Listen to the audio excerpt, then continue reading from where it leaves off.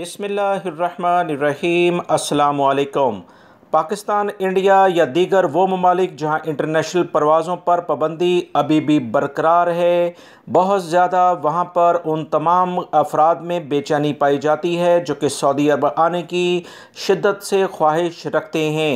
ज़ाहिर सी बात है कि हमारे मुल्कों में जो रोज़गार के मौक़े इस वक्त मौजूद हैं उससे तमाम लोग ही परेशान हैं और इसी वजह से वो दियारे गैर यानी दूसरे ममालिक का सफ़र करने के लिए बेचैन हैं ताकि अपनी फ़ैमिली की कफ़ालत के लिए बेहतर से बेहतर इंतज़ामात कर सकें।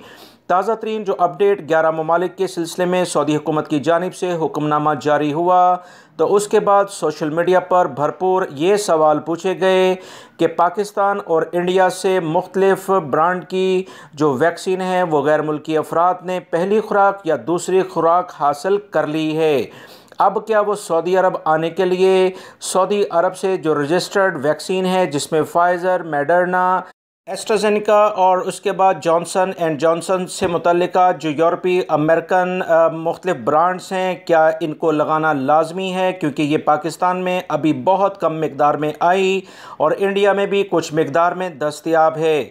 इस बारे में बहुत सारे गैर मुल्की अफराद मुख्तलिफ वैक्सीन सेंटर भी गए और उन्होंने कमेंट्स में भी ये बात बताई। सऊदी अरब में 4 वैक्सीन जो रजिस्टर्ड हैं, पाकिस्तान में इतलात के मुताबिक अभी तक ये वैक्सीन को वैक्सीन सेंटर तक नहीं पहुंचाया गया। ये सऊदी अरब आना चाहते हैं जबकि कोरोना से मुतल्लिका पहले चाइना की ये वैक्सीन ले चुके हैं। ये वैक्सीन नई वाली लगवा कर सऊदी अरब आना चाहते हैं। दोस्तों, आप तमाम हजरात को ये बात अच्छे तरीके से पता होनी चाहिए कि वर्ल्ड हेल्थ ऑर्गेनाइजेशन ये पहले ही तमाम ममालिक को ख़बरदार कर चुका है कि जो वैक्सीन पहली खुराक किसी शख्स को दी जाए, दूसरी खुराक भी उसी ब्रांड यानी उसी कंपनी की हो। ये नहीं कि अलग अलग वैक्सीन देकर उस शख्स के लिए मुश्किलात पैदा की जाएँ। साइंसी माहिरीन भी कुछ इसी तरह से तमाम तर सूरत हाल के बारे में बात करते नज़र आते हैं। लिहाजा अगर आपने पाकिस्तान, इंडिया में चाइना से मुतल्लिका वैक्सीन ले ली है, क्योंकि हमारी हुकूमतों ने यूरोपीय और अमेरिकन जो वैक्सीन है उस पर शुरू में ध्यान नहीं दिया, तो लिहाजा अब आपको उस बारे में परेशान नहीं होना चाहिए।